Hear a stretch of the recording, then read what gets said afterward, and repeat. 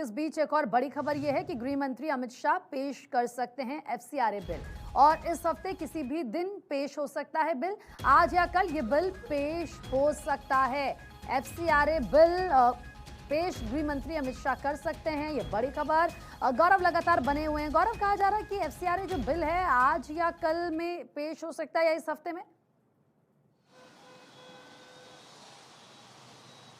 देखिए, एफसीआरए को लेकर के जो टाइमलाइन थी वो लगातार कहीं ना कहीं एक तरीके से डिले हो रही है और सरकार की प्रतिबद्धता थी कि एफसीआरए का जो ये बिल है उसको सदन में पेश किया जाए, उस पर चर्चा भी हो। इससे पहले भी आपको ध्यान हो कि सदन में जब सरकार एफसीआरए लेकर के आ रही थी तो सड़क पर भी सरकार का विरोध हुआ था। तमाम बड़े एनजीओज ने जो अलग अलग कैथोलिक चर्चों से जुड़े हुए हैं उन्होंने भी सरकार का विरोध किया था, दबाव बनाया गया था, जिसके बाद से विड्रॉ कर लिया गया था, वो बिल पास नहीं हो सका था। लेकिन चूंकि सरकार इस पर कई जो बदलाव के साथ इस बिल को लाने की तैयारी में है, फिर भी विपक्ष लगातार इस बिल को लेकर के चाहता है कि बहस ना हो, क्योंकि सबसे बड़ी बात यह है कि जो एफसीआरए की अगर बात करें, जितने भी एनजीओ हैं जो फॉरेन फंडिंग लेते हैं वो इसके दायरे में है। एफसीआरए के दायरे में तमाम जो बड़े एनजीओ हैं उनको ये लगता है कि जो फंडिंग उनको विदेशों से मिलती है, बड़ी बड़ी संस्थाओं चर्चों से मिलती है, अब उस पर सरकार की नजर कहीं ना कहीं हो जाएगी। और अगर आप देखिए, तमाम जो देश में एनजीओ चलते हैं वो शिक्षा के क्षेत्र में काम कर रहे हैं, स्वास्थ्य के क्षेत्र में काम कर रहे हैं,